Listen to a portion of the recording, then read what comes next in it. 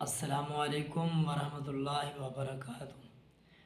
بھائیوں، آپ کے پاس بہت ہی خوبصورت بیان لے کر حاضر ہوئے ہیں ادیب خطیب حضرت مولانا علامہ عبد الکریم ندیم صاحب کا، جس کا عنوان ہے استقبال رمضان بامقام خانپور۔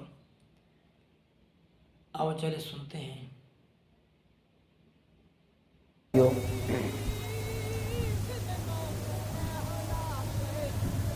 آج شعبان المعظم کی 29 تاریخ ہے۔ کل یہ عین ممکن ہے کہ رمضان المبارک کی یکم ہو جائے، ورنہ پرسوں تو یقینی ہے۔ آج کے خطبہ جمعہ میں میں آج کے موقع اور مناسبت سے استقبال رمضان کے عنوان پر گفتگو کرنا چاہتا ہوں، اس لیے کہ علماء نے لکھا ہے، حضرت سیدنا سلمان فارسی رضی اللہ تعالیٰ عنہ اس روایت کے راوی ہیں کہ اللہ کے رسول شعبان المعظم کی آخری تاریخ میں رمضان المبارک کی آمد پر ایک خطبہ ارشاد فرماتے تھے، جس میں پیغمبر علیہ الصلاۃ والسلام رمضان المبارک کے فضائل، رمضان المبارک کی خصوصیات اور رمضان المبارک کی اہمیت پر اللہ کے نبی کچھ ارشاد فرماتے، تاکہ لوگ رمضان المبارک کے مہینے کی عظمت اور احترام کو سمجھ سکیں اور آنے والے اس عظیم مہمان کی قدر اس مناسبت سے کریں جو اس کا مقام اور اس کا مرتبہ ہے۔ آج میں بھی اس خطبے میں آمد رمضان پر ہی کچھ باتیں کرنا چاہتا ہوں۔ ضروری گفتگو ہوگی، کچھ باتوں کا تعلق صرف لفظ روزے سے ہوگا اور کچھ باتوں کا تعلق رمضان المبارک کے مہینے کی نسبت سے ہوگا۔ باقی انشاءاللہ تعالی روزانہ نماز عصر پر میں اپنے ایک معمول کے مطابق رمضان المبارک میں درس حدیث دیتا رہتا ہوں، تو اس پر انشاءاللہ یومیہ رمضان کی فضیلت کے ساتھ ساتھ مسائل کا بھی تذکرہ ہوگا۔ خطبہ جمعہ کا وقت بڑا محدود ہوتا ہے، اس میں تفصیل سے ساری باتیں نہیں کہی جا سکتی، ترغیب کے لیے کچھ ضروری باتیں آدمی کہہ دیتا ہے، اس لیے کسی قسم کا کوئی مسئلہ درپیش ہو تو یا تو وہ چٹ کے ذریعے سے پوچھ لینا چاہیے یا بعد میں گفتگو کر لینی چاہیے، اور پھر بولنے والے مقرر واعظ اور خطیب کو بھی یہ پتہ نہیں ہوتا کہ آپ کو کس مسئلے کی ضرورت ہے جس پر میں بات کروں، اس لیے چند ضروری اور بنیادی مسائل تو بیان ہو جاتے ہیں، باقی تفصیلات آپ اپنی خواہشات اور ضروریات کے مطابق ضرور دریافت کیا کریں۔ علم میں بخل نہیں کرنا چاہیے، نہ پوچھنے میں نہ علم پھیلانے میں۔ میرے محترم دوستو، روزہ جس پر آج میں گفتگو کرنا چاہتا ہوں، قرآن مجید کی جس آیت کریمہ کا میں نے سہارا لیا ہے، یا ایھا الذین آمنوا کتب علیکم الصیام کما کتب علی الذین من قبلکم لعلکم تتقون۔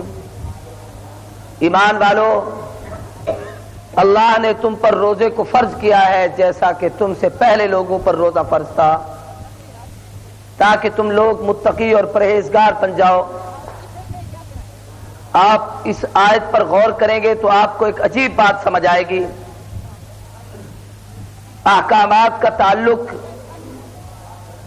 اس امت سے متعلق جتنے احکامات ہیں ان تمام میں اللہ تبارک و تعالی نے صرف اس امت کو خطاب کر کے حکم دیا ہے کہ یہ کام کرو، لیکن روزہ ایک ایسا عمل ہے کہ جس کا حکم دینے سے پہلے قرآن مجید نے اس کی ایک ترغیب بھی دی ہے کہ ایمان والو، کتب علیکم الصیام کما کتب علی الذین من قبلکم، تم پر روزہ ایسے ہی فرض ہے جیسا کہ تم سے پہلے لوگوں پر فرض تھا، کیونکہ روزہ ایک عجیب سی عبادت ہے جس میں آدمی کھانے سے رکتا ہے، پینے سے رکتا ہے، خواہشات سے اپنے آپ کو روک دیتا ہے، بہت ساری ایسی چیزیں جو عام حالت میں اس کے لیے جائز ہوتی ہیں روزے میں ناجائز ہو جاتی ہیں.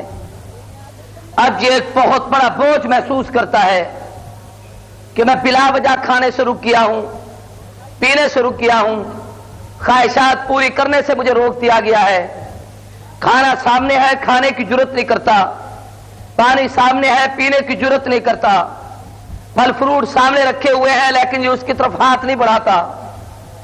یہ آدمی بڑا بوجھ محسوس کرتا ہے. اللہ نے ترغیباً فرمایا کہ کما کتب علیکم الصیام یا ایھا الذین آمنوا کتب علیکم الصیام کما کتب علی الذین من قبلکم.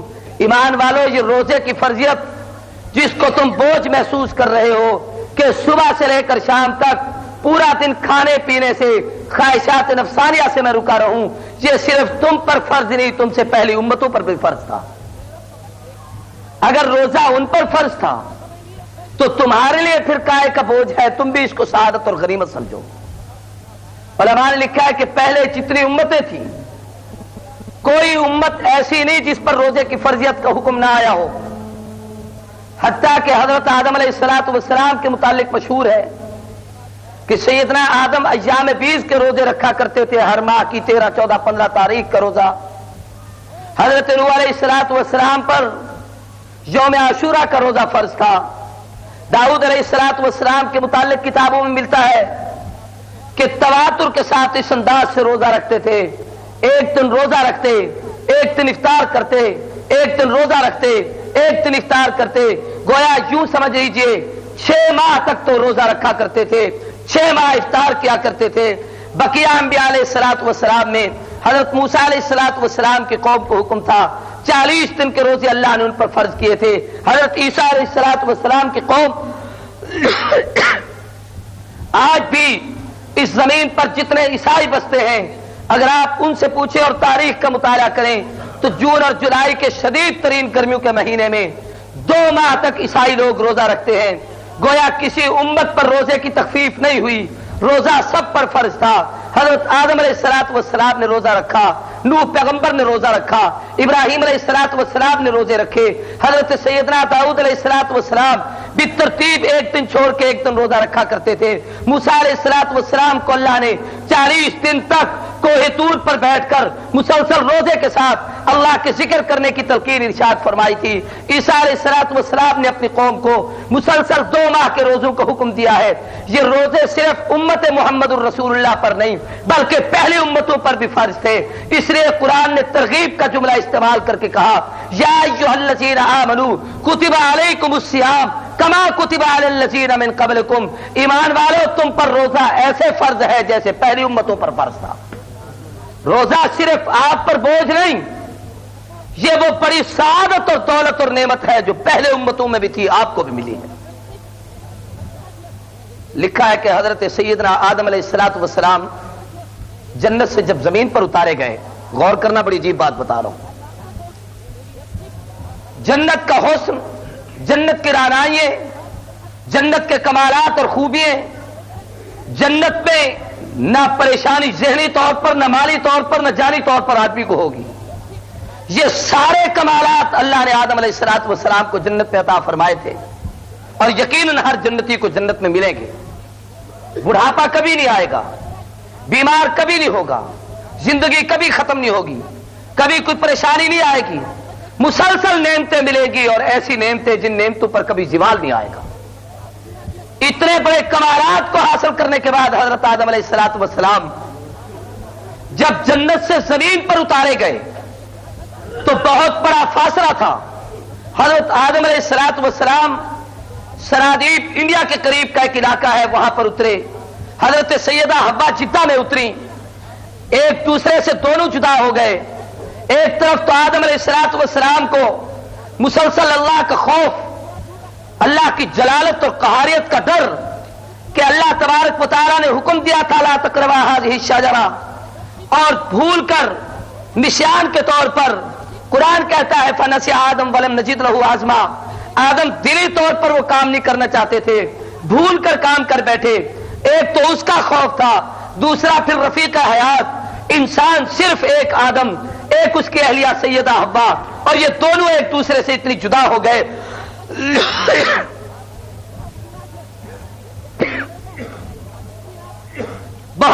فاصلہ تھا دونوں کے درمیان. ایک دوسرے کو تلاش کرتے کرتے جہاں میدان عرفات ہے، اس جبل عرفات پر ایک پہاڑی ہے جس کو جبل نور کہا جاتا ہے. اس پہاڑ پر حضرت آدم علیہ السلام اور سیدہ حوا کی ملاقات ہوئی. میں اس واقعے کی تفصیل میں نہیں جانا چاہتا چونکہ میں نے تقریر روزے پر کرنی ہے. ملاقات کے بعد حضرت آدم علیہ السلام مسلسل روتے رہے اس سارے عرصے میں. بعض علماء نے لکھا ہے کہ رو رو کے آنکھیں خشک ہو گئی تھی آدم علیہ السلام کی. اللہ کے حضور گڑ گڑائے، اللہ نے توبہ قبول فرمائی، کہا ربنا ظلمنا انفسنا وان لم تغفر لنا وترحمنا لنکونن من الخاسرین. توبہ کے اعلان کے بعد ایک دن حضرت آدم علیہ السلام نے اپنا چہرہ آئینے میں یا پانی میں یا کسی چیز میں دیکھا. دیکھنے کے بعد یہ احساس ہوا کہ جو حسن اللہ نے مجھے جنت میں عطا کیا تھا، جو کمالات مجھے جنت میں ملے تھے، جو خوبیاں مجھے جنت میں ملی تھیں، جو جوانی مجھے جنت میں ملی تھی، جو انعامات مجھے جنت میں ملے تھے، جنت سے زمین پہ آنے کے بعد وہ حسن چھن گیا، کمالات ختم ہو گئے. وہ کمالات اور محاسن اور کمالات اللہ تبارک و تعالیٰ نے امتحان کے طور پر واپس لے لیے. آدم علیہ السلام کو بڑا احساس ہوا، انتہائی دکھ ہوا، آنکھوں سے آنسو جاری ہو گئے. اللہ کے دربار میں درخواست کی، اے اللہ اگر تو مجھ سے راضی ہے میرے اس حسن کو دوبارہ مجھ پہ لوٹا دے تاکہ میں اپنے تیرے اس انعام اور احسان کو دوبارہ دیکھ سکوں. تو اللہ کی طرف سے آواز آئی، آدم اگر اپنے ان کمالات کو واپس لوٹوانا چاہتے ہو پھر تمہیں 3 روزے رکھنے پڑیں گے. 13 تاریخ کا روزہ، 14 تاریخ کا روزہ، 15 تاریخ کا روزہ. اتفاق کی بات تھی، وہ ایسے دن تھے کہ جن دنوں میں رات کو چاند منور ہوتا تھا، دن کو سورج روشن ہوتا تھا، دن بھی روشن رات بھی روشن. اس لیے دن اور رات کی روشنی کی وجہ سے ان دنوں کو ایام بیز کہا جاتا ہے. حضرت آدم علیہ السلام نے 13 تاریخ کا روزہ رکھا، چہرہ اپنا دیکھا، حسن میں اضافہ نظر آیا. دوسرے دن 14 کو روزہ رکھا، حسن میں اور اضافہ نظر آیا. 15 تاریخ کو پھر روزہ رکھا. وہ کمال اور خوبیاں جو ظاہر ہو چکی تھی اللہ نے دوبارہ لوٹا دی. جنت کا گیا ہوا حسن دوبارہ واپس آ گیا، گئی ہوئی رانائی اور کمالات دوبارہ واپس آ گئی. اس پر آدم علیہ السلام اللہ کا شکر ادا کرنے کے لیے ہر سال ہر مہینے 3 دن روزہ رکھا کرتے تھے، 13، 14، 15 تاریخ کو. علماء نے لکھا ہے اس لیے ان دنوں کو ایام بیز کہا جاتا ہے کہ آدم کا گیا ہوا حسن دوبارہ سفیدی آ گئی تھی. آدم علیہ السلام نے ان دنوں میں روزے رکھے تھے جن کی راتیں بھی سفید، جن کے دن بھی سفید، منور اور روشن ہوتے تھے. اور پھر حضرت آدم ان روزوں کا تمام کیا کرتے تھے. یعنی یوں سمجھ لیجئے کہ کھوئی ہوئی کمالات، انعامات، اللہ کی نعمتوں کو دوبارہ اگر واپس حاصل کرنا ہو تو اس کا ایک ہی طریقہ ہے کہ اللہ کے دربار میں روزے رکھنے چاہیے. ایک حدیث ہے، حضور فرماتے ہیں تخلقوا باخلاق اللہ، اپنے اندر خدائی صفات پیدا کرو. جو اللہ کی صفتیں ہیں وہ اپنے اندر پیدا کرو. اللہ کی کیا صفات ہے؟ غور کریں. مثال کے طور پر اللہ کریم ہے، اپنے اندر کرم کی صفت پیدا کرو. لوگوں سے سختی نہ کیا کرو، نرمی کیا کرو. اللہ رحیم ہے، بندوں میں رحم کی صفت اپنے اندر پیدا کرو. اللہ ستار العیوب ہے، لوگوں کے عیبوں پہ پردے ڈالتا ہے. تم بھی اپنے اندر وہ صفت پیدا کرو کہ کسی کا عیب تمہارے پاس آئے اس کو کھولا نہ کرو، اس پہ عیب پہ پردے ڈالے کرو. اللہ غفار الذنوب، گناہوں کو بخشنے والے ہیں. اگر آپ کا کوئی آدمی آپ سے معافی مانگنے کے لیے آتا ہے، اپنی خطا اور جرم کا اقرار کر بیٹھتا ہے، آپ اس کو معاف کرنے کی اپنے اندر عادت پیدا کریں. یہ ہے الہی صفات پیدا کرنا.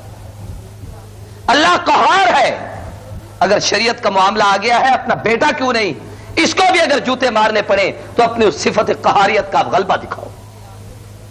اللہ جبار ہے، اگر پیغمبر کی شریعت کا مسئلہ آ گیا ہے، سامنے بیوی آڑ بنتی ہے، بیٹا آڑ بنتا ہے، بیٹی آڑ بنتی ہے، ان کو راستے سے ہٹانے کی کوشش کرو. یہ اللہ کی صفت جباریت کا غلبہ آپ پر ظاہر ہوگا.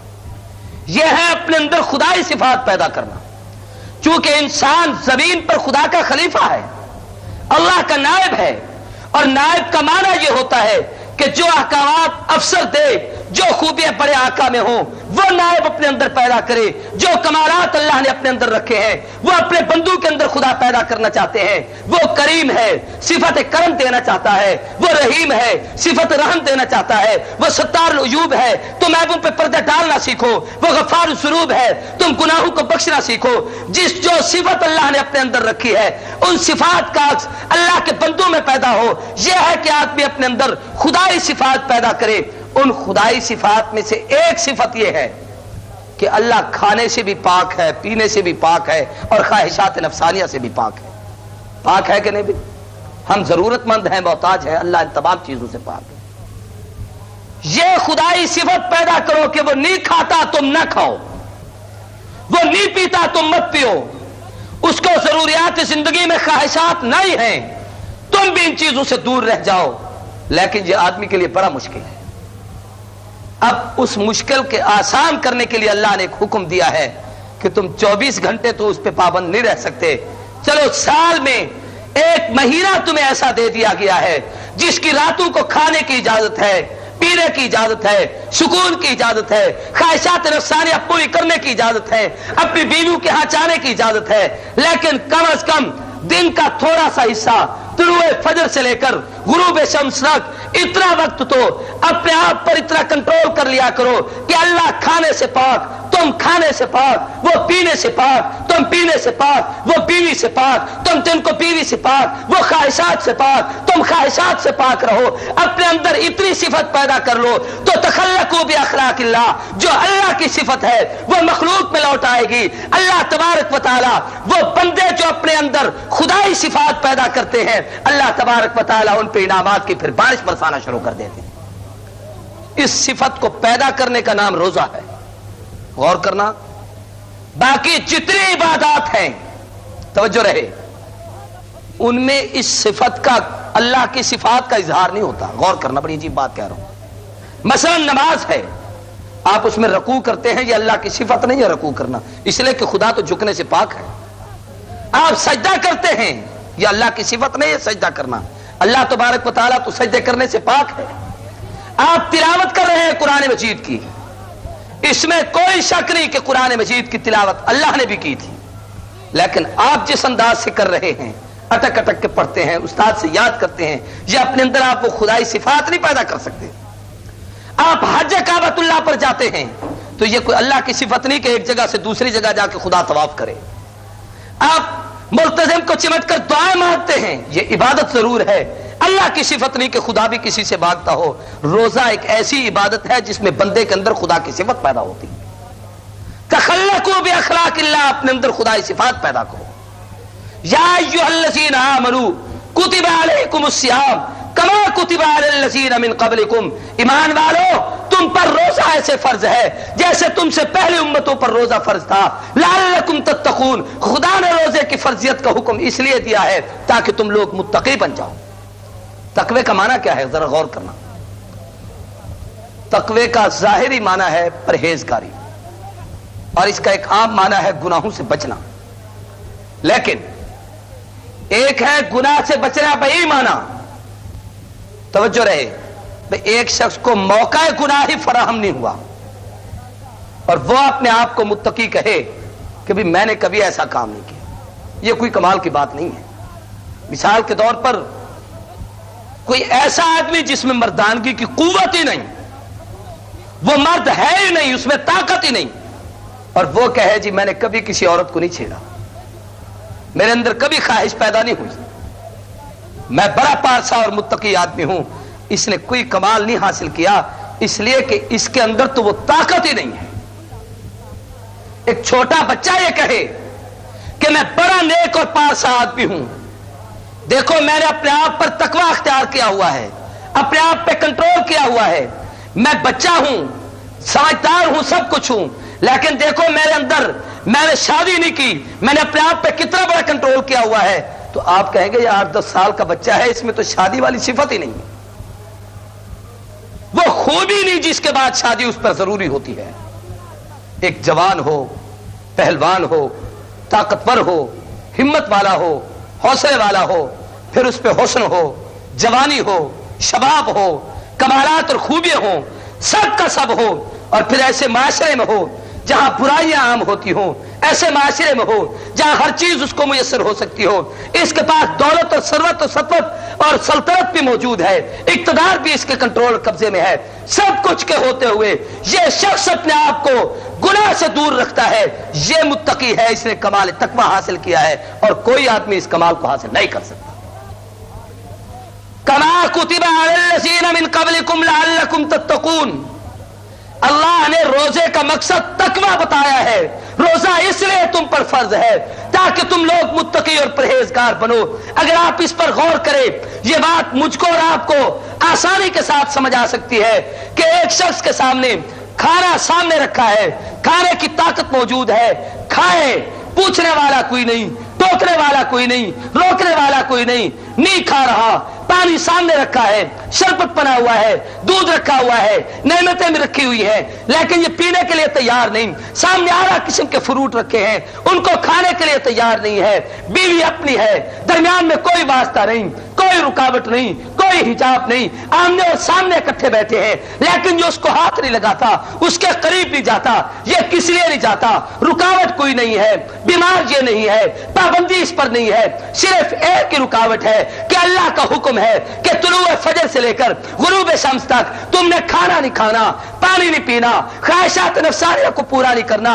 अब खाना खा रहे थे, उधर चुई सारी का वक्त खत्म हुआ, आपने खाना छोड़ दिया है, चीज सामने रखी है, जबान से नहीं लगाते हो, पानी सामने रखा है, एक घूंट पीने के लिए तैयार नहीं, दूध सामने रखा है, पीने के लिए तैयार नहीं, चाय सामने रखी है, उसका एक घूंट भरने के लिए तैयार नहीं, बीवी सामने बैठी है, अब उससे ताल्लुकात आप बिल्कुल मुनक़ते कर चुके हैं। यह पूरा दिन ये मंजर रहा है। शाम को हत्ता के इफ्तारी के वक्त दस्तरखान लग जाता है, नेमतें आला किस्म की सामने आ जाती हैं, अच्छे फ्रूट लेकर आते हो, फल लेकर आते हो, सेब लेकर आते हो, आला किस्म की चीजें लेकर आते हो, दस्तरखान पे रख देते हो, बच्चे बैठ जाते हैं, बड़े बैठ जाते हैं, बच्चा उठा के खा रहा है, कहता है अब्बू आप भी ले लें, अम्मी आप भी ले लें, नहीं बेटे अभी थोड़ी देर रुक जाओ, इंतजार कर रहे हैं। अम्मी अब्बा किस चीज की इंतजार है? फरमाया अल्लाह के हुक्म की इंतजार है। ना कोई हाथ को रोकने वाला है, ना जबान को कोई रोकने वाला है, ना किसी ने तुम पे कंट्रोल और कब्जा कर रखा है। ये दिल में अल्लाह की हुजूरी का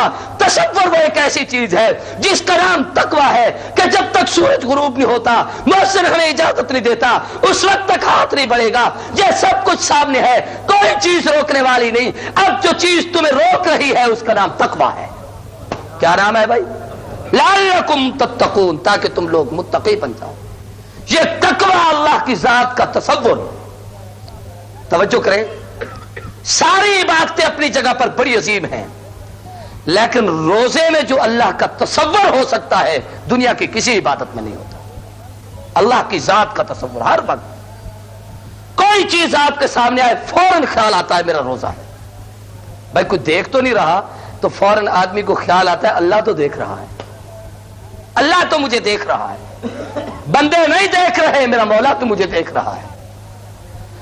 तरह तरह जंगल में है, कोई शख्स आपके सामने नहीं, शिद्दत की गर्मी का मौसम है, बिलबिलाती तड़पाती हुई धूप है, उस वक्त आपके सामने ठंडा शरबत आ जाता है, कोई दरमियान में रोकने वाला नहीं।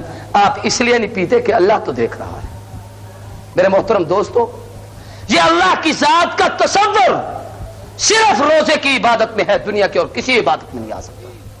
बाकी इबादतें अपनी जगह पर काबिल कदर हैं। हर इबादत पर उसी उन्वान से मुनासबत से मैं गुफ्तगू क्या करता हूं।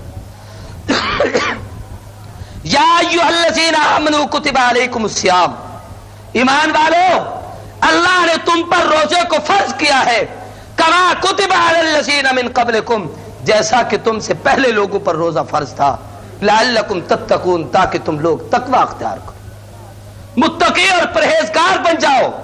और रोजे में तकवे की बड़ी सिफत आ जाती है।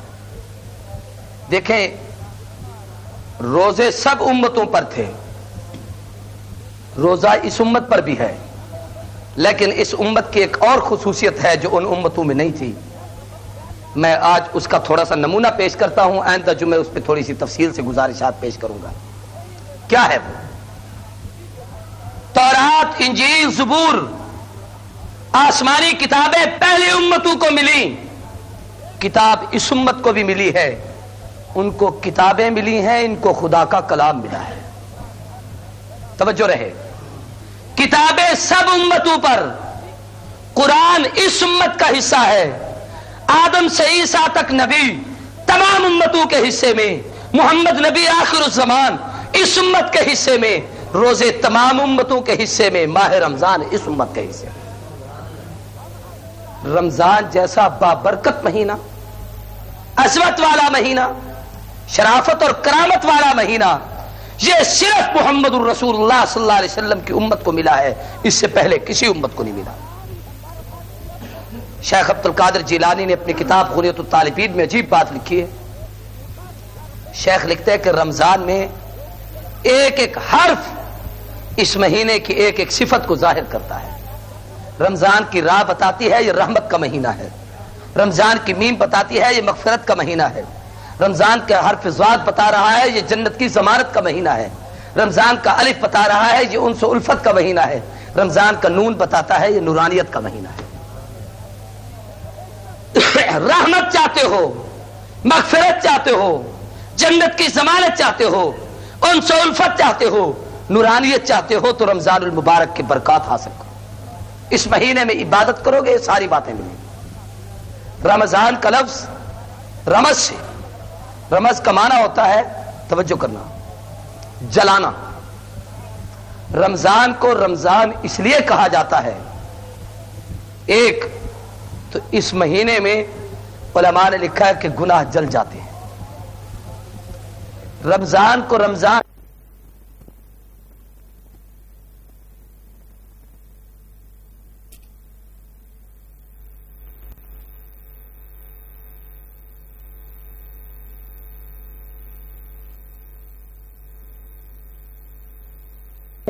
گناہوں میں شرک کو عظیم کہا ہے، ان الشرک لظلم عظیم، کہ اتنا بڑا گناہ جس سے بڑا گناہ کوئی نہ ہو سکے۔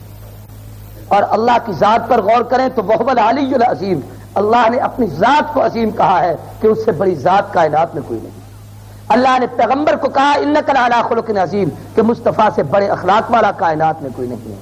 اور اگر آپ قرآن پر غور کریں تو اللہ نے قرآن کی صفت بیان کی ہے کہ قرآن مجید وہ مقدس کتاب ہے جس کے متعلق فرمایا وَلَقَدْ آتَيْنَاكَ سَبْعًا مِنَ الْمَثَانِي وَالْقُرْآنِ الْعَظِيمِ، محبوب یہ وہ کتاب ہے جو سب سے بڑی عظیم عظمت والی کتاب ہے۔ تو آپ اندازہ کریں قرآن کو عظیم کہا کہ یہ تمام قرآن کتابوں کے سردار ہے، پیغمبر کو عظیم کہا تمام نبیوں کے سردار ہیں، اس امت کو کہا قد فاز فوزا عظیما، یہ امت تمام امتوں کی سردار ہے۔ اللہ نے اپنی ذات کو عظیم کہا کہ اس سے بڑھ کر کائنات میں اور کوئی ذات نہیں ہے۔ آمنہ کے در شتیم نے اللہ کے قرآن نے شرک کو جرم عظیم کہا ہے کہ اس سے بڑا گناہ کوئی نہیں ہے، اس لیے پیغمبر نے کہا قد اذلکم شہر عظیم، تم پر اتنا بڑا مہینہ آ رہا ہے کہ سال کے سارے مہینوں میں اس مہینے کا مقابلہ اور کوئی نہیں کر سکتا۔ یہ اتنا بڑا مہینہ ہے کہ اس مہینے کے تقدس اور عظمت کا مقابلہ دنیا کا کوئی مہینہ نہیں کر سکتا۔ شہر الرحمہ، فرمایا اس مہینے میں رحمت ہی رحمت برستی ہے۔ شہر المبارکہ، اللہ کی طرف سے برکات کے برسنے کا مہینہ ہے۔ فرمایا صرف اتنی بات نہیں، فیہ لیلۃ خیر من الف شہر، لوگوں اس مہینے میں ایک ایسی رات آتی ہے جس ایک رات کی عبادت فرمایا 1000 مہینے کی عبادت سے بھی تمہارے لیے بہتر ہے۔ حضور نے فرمایا یہ وہ مہینہ ہے شہر الصبر، یہ صبر کا مہینہ ہے، اور فرمایا وثوابہ الجنہ، اور صبر کا بدلہ خدا جنت عطا فرماتا ہے۔ یہ صبر نہیں کہ کھانے سے آپ رک گئے، صبر نہیں ہے کہ پینے سے رک گئے، اس سے بڑا صبر اور کیا ہوگا کہ خواہشات نفسانیہ سے اپنے آپ کو روکا ہے۔ فرمایا اللہ اس کا بدلہ جنت عطا کیا کرتے ہیں۔ اور فرمایا لوگوں یہ وہ مہینہ ہے جس مہینے کی توجہ کرنا، حضور نے فرمایا رات کا قیام تمہارے لیے ثواب کی چیز ہے اور دن کا روزہ اللہ نے تم پہ فرض کیا ہے۔ روزہ فرض اور رات کا قیام موجب ثواب کے لیے، اس سے مراد تراویح کا اہتمام ہے۔ مسئلے کے طور پر یہ مسئلہ سمجھ لیں، ہمارے نادان جاہل دوست یا ان پڑھ دوست جن بیچاروں کو مسئلے کا پتہ نہیں ہوتا، بعض دفعہ اپنی بھولے پن میں کہہ دیتے ہیں اور جی کوئی بات نہیں 8 پڑھ لو 12 پڑھ لو ہو ہی جاتی۔ جس کو تراویح کہتے ہیں وہ 20 ہیں، اس سے زیادہ کی تعداد حدیثوں میں ملتی ہے، اس سے کم کی کوئی تعداد نہیں۔ یہ میں کھول کر ایک مسئلہ بتا رہا ہوں جس کو آپ پورے دل کی گہرائیوں سے اس بات کو سمجھیں۔ حتیٰ کہ مصنفہ ابن ابی شیبہ امام بخاری کا استاد ہے، اس کی ایک حدیث کی کتاب ہے، اس کتاب میں یہ موجود ہے کہ حضرت عبداللہ ابن عباس کہتے ہیں کہ رسول اللہ صلی اللہ علیہ وسلم کان رسول اللہ صلی اللہ علیہ وسلم یصلی فی رمضان 20 رکعۃ والوتر، اللہ کے پیغمبر رمضان میں 20 رکعتیں اور 3 وتر پڑھا کرتے ہیں۔ یہ ہمارے ہاں ایک مسلمہ جہالت ہے آج کل کہ تھوڑا سا گزارا کر لیا، بھائی وہ مسئلہ لے لو جس پہ آسانی ہو۔ بھائی سارا سال نیند کرتے ہو، رمضان المبارک میں 1 گھنٹے سے زیادہ وقت نہیں لگتا 20 رکعت تراویح کے اہتمام میں، اگر 1 گھنٹہ اللہ کی دربار میں جاگنے کے لیے آ گیا ہے تو اس کے لیے آپ اور ہم پریشان ہو جاتے ہیں۔ بھائی کیسا ہوگا، کس طریقے سے کھڑے ہوں گے، پوری رات کھڑا ہونا پڑے گا۔ مسلمانوں، کبھی اس تراویح کی لذت کو دیکھنا ہو تو اللہ مجھ کو اور آپ کو، ہم سب کو حرمین شریفین میں لے جائے، آمین کہیں۔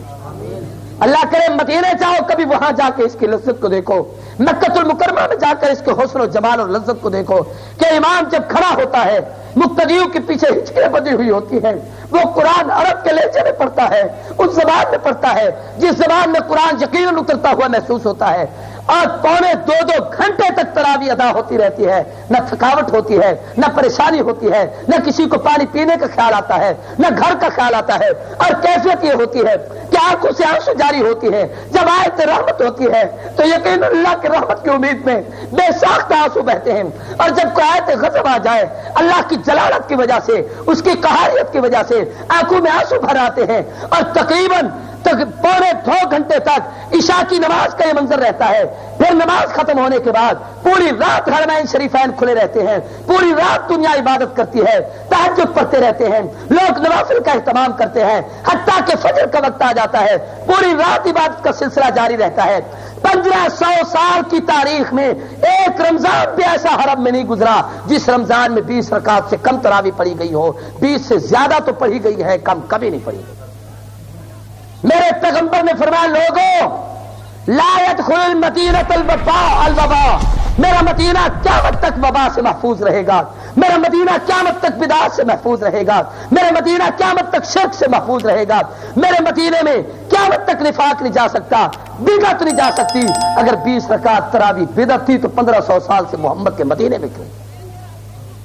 یہ بات ذہن میں رکھیں۔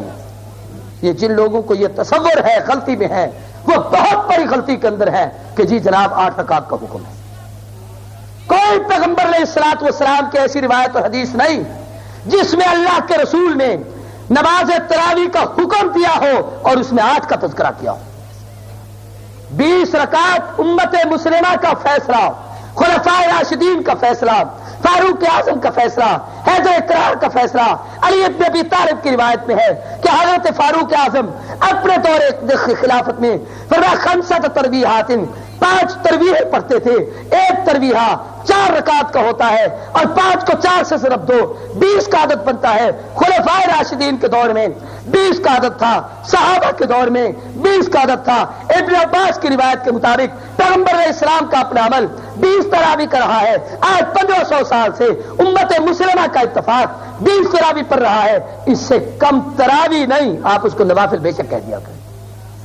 جس کو رمضان کی نماز تراویح کہا جاتا ہے، جو رمضان المبارک کی خصوصیت ہے، وہ صرف اور صرف 20 رکعت ہے۔ میں اس پر تفصیل میں نہیں جانا چاہتا، میں نے چونکہ رمضان کی اور بہت ساری باتیں آپ سے کہہ دی۔ رمضان المبارک کی تراویح کا قیام، اور پھر اس میں 2 سنتیں ہیں، غور کریں۔ قرآن سننا بھی سنت ہے، تراویح پڑھنا بھی سنت ہے۔ بہت سارے انجان نادان دوست بیچارے بھائی الم تارا سے ہی پڑھ کر گزارا کر لو، یعنی قرآن کی نعمت سے محروم ہونا ہے۔ رمضان اور قرآن کا باہمی جوڑ ہے۔ شہر رمضان الذی انزل فیہ القرآن، فرمایا رمضان جب وہ مہینہ ہے جس میں اللہ نے قرآن کو اتارا ہے۔ قرآن اور رمضان کا آپس میں تعلق ہے۔ رمضان کو عظمت قرآن کی وجہ سے ہے، قرآن کی فضیلت، اللہ نے رمضان المبارک کی فضیلت قرآن میں بیان کی ہے۔ جو شخص رمضان کا احترام کرتا ہے اسے قرآن کا احترام کرنا ہوگا، جو قرآن کا احترام کرتا ہے اسے رمضان کا احترام کرنا ہوگا۔ ان دونوں کا قرآن مجید نے آپس میں جوڑ بتایا ہے۔ یہی وجہ ہے جب رمضان کا چاند نظر آتا ہے قرآن پہلے پڑھا جاتا ہے، روزہ بعد میں رکھا جاتا ہے۔ آپ نے کبھی غور نہیں کیا کہ رمضان کا چاند آج رات اگر نظر آ جائے اور اللہ کرے آ جائے آمین کوئی نہیں کہیں گے ہیں؟ کل کے لیے آپ انتظار میں ہوں گے کہ ایک دن اور بچ جائے. عید ایک دن پہلے اور روزہ 2 دن بعد. بڑے ہوشیار ہو, توجہ کریں. اگر نظر آ جائے تو میں آپ سے پوچھتا ہوں بھی پہلے تراویح ہوگی, قرآن پڑھا جائے گا یا روزہ رکھا جائے گا؟ قرآن پہلے روزہ بعد میں. معلوم ہوتا ہے رمضان اور قرآن کا جوڑ ہے. علماء نے لکھا ہے کہ کم از کم رمضان المبارک میں 2 قرآن مجید کے ختم کرنا پڑھنا یہ قرآن مجید کا حق ہے کہ کم از کم اتنا تو پڑھ لیا کرو. اور پڑھنے والوں کو تو ہم نے یوں دیکھا ہے, میرے پیر و مرشد حضرت مولانا عبد الحادی دین پوری سب کہیے رحمت اللہ علیہ, اللہ ان کی قبر پہ کروڑوں رحمت نازل کرے. میں نے اپنے ان گناہگار آنکھوں سے میں نے اپنے شیخ کو بڑے قریب سے جا کے دیکھا تھا. رمضان المبارک کے مہینے میں فجر پڑھ کے قرآن پڑھنا شروع کرتے, تلاوت ہوتی رہتی, دوپہر کو تھوڑی دیر آرام کرتے, ظہر کے بعد پھر پڑھنا شروع کرتے, عشاء ہوتی, جب شام کو تراویح کے لیے کھڑے ہوتے تو پورا قرآن ختم ہو چکا ہوتا. یومیہ قرآن مجید کا ایک ختم. شیخ الحدیث مولانا زکریا سہارنپوری کادوی رحمت اللہ علیہ روزانہ رات کو تراویح کے علاوہ نوافل کے قیام میں یومیہ قرآن مجید کا ایک ختم کیا کرتے. حضرت عثمان ابن عفان 1 رکعت میں پورا قرآن مجید پڑھا کرتے تھے, ان لوگوں کی نسبت سے قرآن کے ساتھ. اور یہ راتوں کو جاگنے کی لذت انہی کو آتی ہے جن کو خدا کی قسم آخرت کی فکر ہو, جن کو پتا ہو کہ ہم نے مرنا ہے.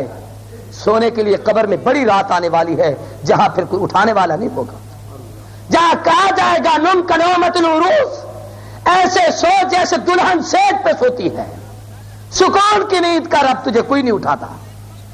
لیکن دوستو ہمیں وہ رات بھولی ہوئی ہے. حضور علیہ السلام نے فرمایا یہ وہ مہینہ ہے, اس مہینے کے اندر ہر شخص اپنے غلاموں پر ان کے معاملات کو آسان کرتے. اگر تمہارا کوئی ملازم ہے, تمہارا کوئی نوکر ہے, تمہارا کوئی کام کرنے والا ملازم تم نے رکھا ہوا ہے, اس کے معاملات اس پہ سہل کر دو. یوں نہیں کہ آپ تو سکون سے بیٹھے رہو, وہ سارا دن کام کرتا رہے, سارا دن ملازمت میں رہ جائے, سارا دن بوری اٹھاتا رہے, سارا دن بوجھ اٹھاتا رہے. جہاں تمہیں کام کرنا ہے اس کو کام کرنا ہے, وہاں تمہیں بھی کچھ کام کرنا ہے. اگر تمہیں سکون کی ضرورت ہے اس کو بھی سکون کی ضرورت ہے. اگر تجھے روزے کی بھوک اور پیاس ستاتی ہے یہ وقت اس پر بھی آتا ہے.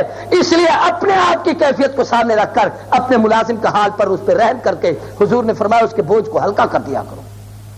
اور پھر غور کریں, حضور نے فرمایا یہ وہ مہینہ ہے جس مہینے میں کوئی مسلمان جب دوسرے مسلمان کا روزہ افطار کرا دیتا ہے تو حضور نے فرمایا اس کو روزہ رکھنے والے کے برابر اجر ملتا ہے.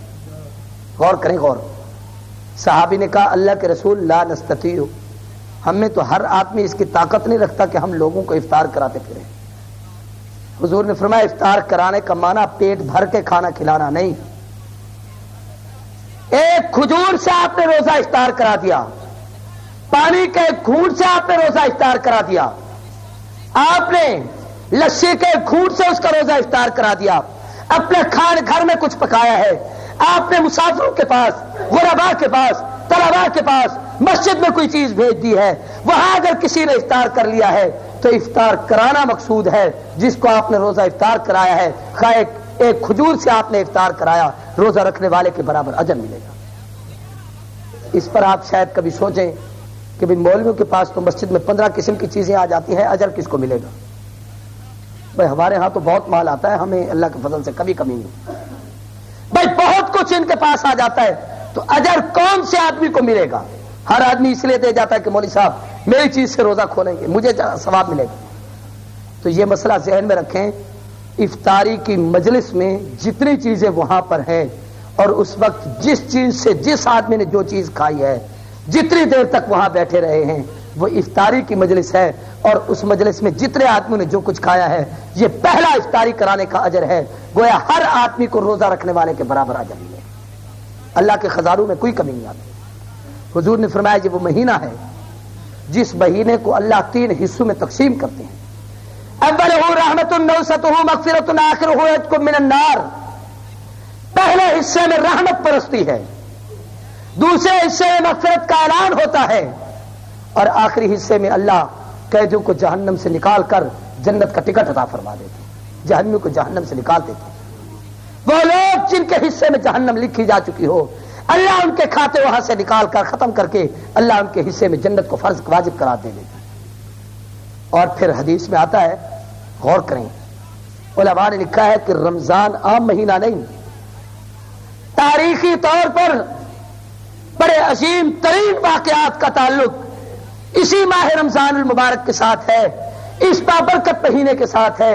علماء نے لکھا ہے کہ جب جنت کے دروازے کھول دیے جاتے ہیں جس مہینے میں، رمضان کا مہینہ ہے، جب جہنم کے تالے لگا دیے جاتے ہیں، رمضان کا مہینہ ہے جس میں روزانہ جنت سجائی جاتی ہے، رمضان المبارک کا مہینہ ہے، یہی وہ بابرکت مہینہ ہے جس میں مچھلیاں روزداروں کے لیے دعا کرتی ہیں، رمضان المبارک کا مہینہ ہے جس کا اول حصہ رحمت، دوسرا حصہ مغفرت، آخری حصہ جہنم سے آزادی کا، یہ رمضان المبارک کا مہینہ ہے۔ علماء نے لکھا ہے کہ یہی وہ بابرکت مہینہ ہے جس میں حضرت سیدنا آدم علیہ السلام کو صحیفے ملے، رمضان کا مہینہ تھا، ابراہیم علیہ السلام کے صحیفے اترے، رمضان المبارک کی 3 تاریخ تھی، حضرت موسیٰ علیہ السلام کو تورات عطا کی گئی، رمضان المبارک کی 6 تاریخ تھی، حضرت داؤد علیہ السلام کو زبور عطا کی گئی، رمضان المبارک کی 12 یا 13 تاریخ تھی، حضرت عیسیٰ علیہ السلام کو انجیل عطا کی گئی، رمضان المبارک کی 18 تاریخ تھی، آمنہ کے در یتیم نبی کریم رؤوف الرحیم علیہ التحیۃ والتسلیم سیدنا محمد الرسول اللہ سب کہیے صلی اللہ علیہ وسلم پر جس وقت اللہ کے پیغمبر پہ پہلی وحی اتری، رمضان المبارک کا مہینہ تھا، قرآن مجید کی تکمیل ہوئی، رمضان المبارک کا مہینہ تھا، لیلۃ القدر جب آتی ہے رمضان المبارک کا مہینہ ہے، یہی وہ بابرکت مہینہ رمضان المبارک کا مہینہ ہے جس میں سب سے زیادہ اللہ کے پیغمبر عبادت کیا کرتے تھے۔ علماء نے لکھا ہے یہی وہ رمضان المبارک کا مہینہ ہے جس میں حضور اکرم صلی اللہ علیہ وسلم قبر بستہ ہو جایا کرتے تھے، یہی وہ بابرکت رمضان المبارک کا مہینہ ہے۔ تاریخی طور پر اسلام کا سب سے پہلا غزوہ جس کو جنگ بدر کہتے ہیں رمضان کا مہینہ تھا، جب مکہ فتح ہوا تھا، رمضان المبارک کا مہینہ تھا، جب حضرت سیدنا عثمان بن عفان کے اہلیہ سیدہ حضرت رقیہ کا انتقال ہوا ہے، رمضان المبارک کا مہینہ تھا، پیغمبر کے سگے چچا ابو طالب دنیا سے رخصت ہوئے، رمضان المبارک کا مہینہ تھا، جب سیدہ طیبہ طاہرہ ام المومنین خدیجۃ الکبریٰ کا انتقال ہوا، رمضان المبارک کا مہینہ تھا، صدیقہ کائنات محبوبہ حبیب خدا گلشن رسول کے اندلیبات سیدہ طیبہ طاہرہ اما عائشہ صدیقہ جب دنیا سے رخصت ہوئی، رمضان المبارک کا مہینہ تھا، بدر کے میدان میں 313 نہتوں کو لے کر پیغمبر جب گئے ہیں، رمضان المبارک کا مہینہ تھا، سب سے پہلے سود کی حرمت کا اعلان ہوا، رمضان المبارک کا مہینہ تھا، شراب کی حرمت کا اعلان ہوا، رمضان المبارک کا مہینہ تھا، روزے کی فرضیت کا اعلان ہوا، رمضان المبارک کا مہینہ تھا، تاریخ میں سب سے پہلے 2 نمازوں کی حضور اکرم کے معراج سے پہلے پہلی 2 نمازوں کی فرضیت کا اعلان ہوا، رمضان المبارک کا مہینہ تھا۔ اگر آپ تاریخی طور پر اس بات کو نوٹ کریں اور غور کریں، آپ کو سمجھ میں آئے گی کہ آمنہ کے در یتیم کی سب سے زیادہ پیاری وہ دائی جو پیغمبر کو مدینے سے مکے لے کے آئی تھی، سیدہ ام ایمن، جب ان کا انتقال ہوا، رمضان المبارک کا مہینہ تھا، ام المومنین ام سلمہ دنیا سے رخصت ہوئی، رمضان المبارک کا مہینہ تھا، شاعر رسول حسان بن ثابت کا انتقال ہوا، رمضان المبارک کا مہینہ تھا، تاریخ بتاتی ہے حیدر کرار جب شہید ہوئے، رمضان المبارک کا مہینہ تھا، حسن ابن علی جب تخت خلافت پہ بیٹھے، رمضان المبارک کا مہینہ تھا، سیدہ طیبہ طاہرہ مخدوم کائنات حضرت سیدہ فاطمہ الزہرا پیغمبر علیہ السلام کی دختر نیک اختر جب دنیا سے رخصت ہوئی، رمضان المبارک کا مہینہ تھا۔ ہمیں تاریخ بتاتی ہے کہ یہی وہ بابرکت مہینہ رمضان المبارک کا مہینہ ہے جس میں امام ابو بخاری رحمہ اللہ آخری رات جس کا جنازہ اٹھا ہے، امام بخاری کا رمضان المبارک کا مہینہ تھا، امام ترمذی دنیا سے رخصت ہوئے، رمضان المبارک کا مہینہ تھا، ابو داؤد ادھر سے رخصت ہوئے، رمضان المبارک کا مہینہ تھا، وہ علی قلندر جس کو دنیا کہتی ہے جب اس کا انتقال ہوا، رمضان المبارک کا مہینہ تھا، علی خسرو جب گیا، رمضان المبارک کا مہینہ تھا۔ ہمیں تاریخ بتاتی ہے شیخ التفسیر احمد علی لاہوری جب دنیا سے رخصت ہوئے، رمضان المبارک کا مہینہ تھا، محمد بن قاسم نے جب راجہ طاہر کو شکست دی تھی، تاریخ بتاتی ہے رمضان المبارک کا مہینہ تھا، محمد بن قاسم نے جب ملتان کے قلعے پر اسلامی پرچم لہرایا تھا، رمضان المبارک کا مہینہ تھا۔ تاریخی طور پر اس بات کو نوٹ کر لو اور دل پہ لکھ لو کہ جب باپ کا اور میرا پیارا وطن پاکستان مارے سے وجود میں آیا، رمضان المبارک کا مہینہ تھا، لیلۃ القدر کی رات تھی، اس 14ویں صدی صدی کی سب سے پہلی جنگ عظیم جو 1914 میں ہوئی، رمضان المبارک کا مہینہ تھا، ہمیں تاریخ بتاتی ہے کہ تاریخ کے اہم ترین واقعات اس مہینے میں ہوئے۔ میرے اور آپ کے قریب دین پور کی بستی کے عظیم ترین ولی اللہ، پیر طریقت، رہبر شریعت مولانا عبدالہادی دین پوری رحمت اللہ علیہ جب دنیا سے رخصت ہوئے، رمضان المبارک کا مہینہ تھا جس مہینے میں روزانہ اللہ تبارک و تعالیٰ 60,000 آدمیوں کی مغفرت کا اعلان کرتے ہیں۔ رمضان کا مہینہ ہے جس میں اللہ اپنے بندوں پہ رحمت بھیجتے ہیں۔ رمضان کا مہینہ ہے جس کے اندر روزے داروں کے لیے مغفرت کا اعلان ہوتا ہے۔ رمضان کا مہینہ ہے صبح شام ایک دعا قبول ہوتی ہے۔ رمضان کا مہینہ ہے جس مہینے کی آخری رات کو پورے مہینے کی جتنے لوگوں کی مغفرت ہوتی ہے ان سب کے برابر ایک رات میں مغفرت کا اعلان ہوتا ہے، وہ رمضان کا مہینہ ہوتا ہے۔ صرف رمضان کے ان واقعات پر ہی اگر تبصرہ کیا جائے بہت بڑی طویل فہرست ہے۔ ایک بات کہہ کر ختم کرتا ہوں، توجہ رہے۔ حدیث میں آتا ہے حضور اکرم صلی اللہ علیہ وسلم نے فرمایا اس مہینے میں 4 کام کیا کرو۔ کتنے کام؟ کرنے کا وعدہ کرو تو بتاتا ہوں ورنہ نہیں۔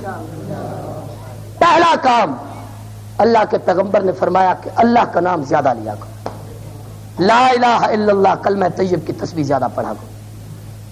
اور یہ ایک ایسی چیز ہے، اٹھتے بیٹھتے چلتے پھرتے کسی وقت بھی آپ کسی حال میں ہوں اللہ کا نام لے، آپ کو کوئی نہیں روک سکتا۔ زبان نہیں بولتی، دل میں اللہ کی ذات کا تصور ہو، لا الہ الا اللہ الا اللہ، اللہ اللہ کے نام کی تسبیح، اللہ کے نام کی کثرت سے جتنی زیادہ رٹ لگاؤ گے حدیث میں آتا ہے اتنا اللہ اپنا قرب عطا کرے۔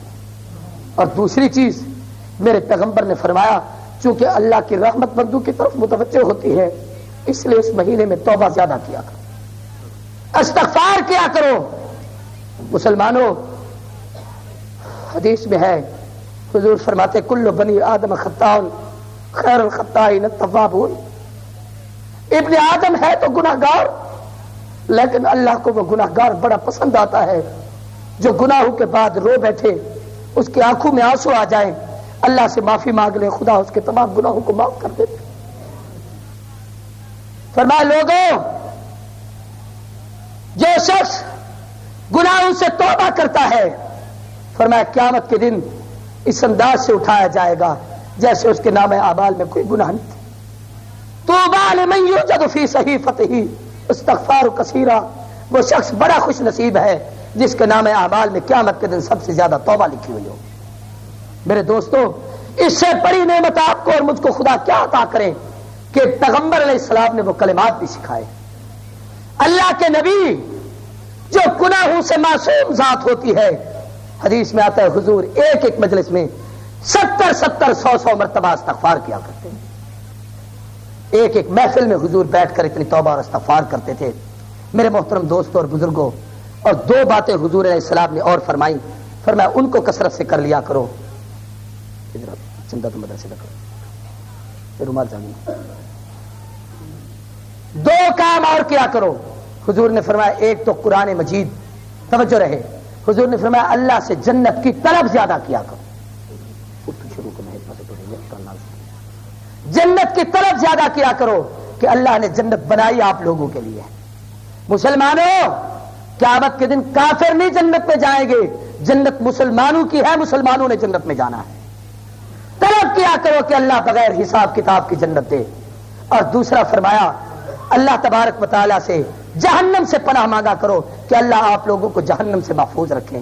بھئی یہ جو ساتھی آج سے آ رہے ہیں، ہر سال معمول کے مطابق رمضان المبارک کے مہینے میں ہم اپنے مدرسے کے لیے چندہ اکٹھا کیا کرتے ہیں۔ آپ جانتے ہیں میں پورے ملک سے کہیں نہیں جاتا کہیں چندہ وصول کرنے کے لیے، نہ میرے کوئی سفیر ہوتے ہیں، آپ ہی لوگ میرے نمائندے ہیں، میرے سفیر ہیں۔ آپ اپنی زکوٰۃ، صدقات، عطیات، خیرات اپنے مدرسے کے لیے دل کھول کے چندہ دیا کریں اور آج ہی سے طے کریں۔ میں آج ایک کتاب پڑھ رہا تھا، حضرت یحییٰ برمکی ایک بہت بڑے بزرگ تھے، سفیان ثوری جب پڑھا کرتے تھے، لکھا ہے انہوں نے اپنے سفیان ثوری کی خدمت کے لیے 1000 درہم ہر مہینے خرچ کیا کرتے تھے۔ اور جب ابراہیم برمکی کی وفات ہوئی، خواب میں کسی نے دیکھا، پوچھا کیسے گزری؟ فرمایا عجیب گزری، اللہ کے دربار میں جب میں پیش ہوا تو سفیان کی دعائیں میرے لیے پہلے منتظر کھڑی تھی۔ میں نے کہا یہ کیسی دعا ہے؟ کہ سفیان ثوری کو جب تم پیسے دیا کرتے تھے، اس کی تعلیم پر خرچ کیا کرتے تھے، تو سفیان دعا میں کہتا تھا اے اللہ یحییٰ نے میری دنیا کی کفایت کی ہے معاملات میں، اے اللہ تو اس کی آخرت کی کفالت فرما دے۔ فرمایا اس کی دعا آج کارآمد ہے۔ طالب العلمی کے زمانے میں کراچی پڑھتا تھا، وہاں ہمارے ایک حاجی رحمت اللہ صاحب تھے، فوت ہو گئے، بڑی مدت ہوئی ہے ان کو۔ بس ان سے ایک تعلق ہو گیا، مجھے کہنے لگے جب تک آپ پڑھتے رہیں گے 100 روپے میں مہینہ آپ کو دوں گا۔ میں وہاں سے چھوڑ کر ملتان چلا آیا پڑھنے کے لیے، وہ مجھے وہاں پر پیسے بھیجا کرتے تھے۔ اللہ گواہ ہے، بعض دفعہ تنہائیوں میں جب مجھے اپنی حقیقت یاد آتی ہے تو وہ حاجی رحمت اللہ مجھے بڑا یاد آتا ہے، اور اس کے لیے میں پتہ نہیں کتنی دعائیں مانگا کرتا ہوں۔ اور میں دوستوں سے کہتا ہوں قیامت تک میں جتنے واضح و نصیحت اور تبلیغ کروں گا میرے علم میں اس آدمی کا حصہ ہے، اس کی محنت کا ثمرہ اور نتیجہ ہے۔ میں یقیناً جب تک لوگوں کو یہ باتیں بتاتا رہوں گا اس کو اس کا اجر و ثواب ملتا رہے گا۔ اس لیے میری آپ دوستوں سے درخواست ہے کہ دل کھول کر اس میں حصہ ملائیں گے۔ آئندہ آنے والے جمعوں پر خصوصی طور پر پوری آپ توجہ کیا کریں گے۔ تو 4 کام پیغمبر علیہ السلام نے بتائے۔ ایک تو فرمایا استغفار کثرت سے کرو، دوسرا اللہ کا نام کلمہ طیب کا ورد، اور تیسرا فرمایا جنت کو اللہ سے مانگو، چوتھا فرمایا جہنم سے پناہ مانگنا۔ 2 کام اضافی طور پر اور بتا دیتا ہوں۔ ایک یہ رمضان قرآن کا مہینہ ہے، اس مہینے میں قرآن مجید کی تلاوت زیادہ کرنی چاہیے، اور دوسرا رمضان المبارک پیغمبر کے صدقے سے ملا ہے۔ رسول اللہ صلی اللہ علیہ وسلم سے تعلق کا نتیجہ یہ ہو کہ اس مہینے میں سب سے زیادہ اللہ کے رسول پر درود پڑھا کریں۔ آخر میں میرے ایک دوست آئے ہوئے ہیں، بھائی خلیل الرحمان خلیل، جو ریڈیو پاکستان پر بہت اچھے نعت خوان ہیں، وہاں وہ کبھی کبھی اپنا کلام سنایا کرتے ہیں۔ میرا ان سے ایک اچھا انوکھا تعلق ہے، سال میں 1 جمعے پہ کبھی میرے پاس میری درخواست پہ آتے ہیں۔ پچھلے دنوں میں ان کے ہاں گیا تو میں نے انہیں کہا کہ آپ ضرور تشریف لے آنا۔ آج وہ آئے ہیں اور میں نے آج انہیں کہا کہ چونکہ رمضان المبارک قریب آ رہا ہے، فکر آخرت کے عنوان پر 2-4 شعر ہمیں سنائیں تاکہ کم از کم ہمارے دل نرم ہو جائیں اور ہم آخرت کی تیاری رمضان میں صحیح طریقے سے کر سکیں۔ سب دوست بیٹھیں گے، پہلے ان کا مختصر سا کلام سنیں گے، بعد میں پھر انشاءاللہ تعالی آپ حضرات سنتیں پڑھیں گے اور باقی پروگرام۔ وآخر دعوانا الحمدللہ رب العالمین۔ آنے والے مہمانوں کی حوصلہ افزائی کیا کریں، دور دراز سے تشریف لاتے ہیں۔ اللہ آپ لوگوں کو جزائے خیر عطا فرمائے۔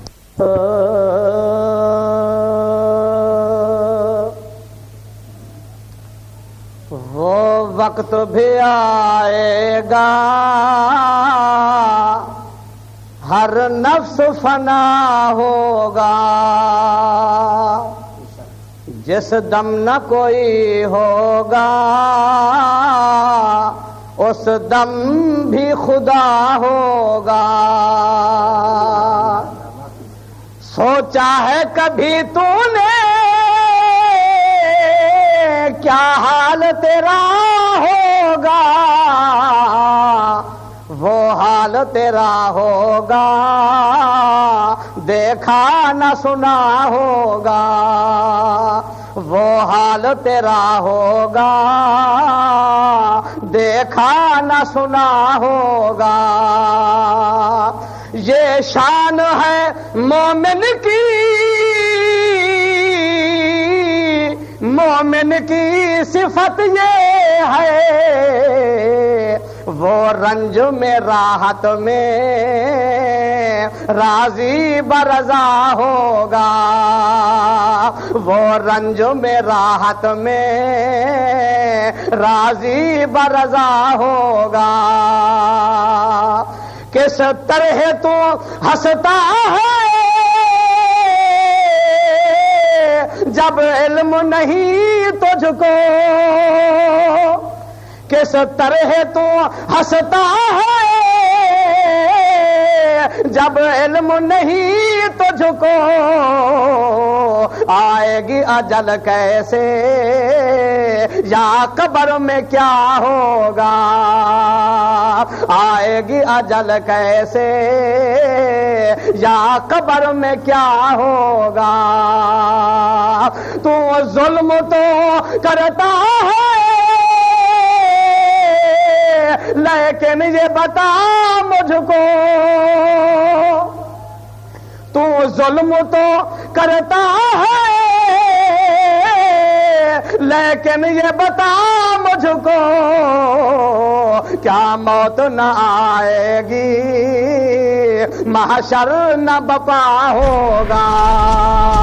کیا موت نہ آئے گی محشر نہ بپا ہوگا وہ وقت بھی آئے گا ہر نفس فنا ہوگا ہے مال وہی تیرا جو کھا لیا خود تو نے ہے مال وہی تیرا جو کھا لیا خود تو نے یا راہ خدا میں جو خود تو نے دیا ہوگا یا راہ خدا میں جو خود تو نے دیا ہوگا وہ وقت بھی آئے گا ہر نفس فنا ہوگا ہر ایک برائی کا انجام برا ہی ہے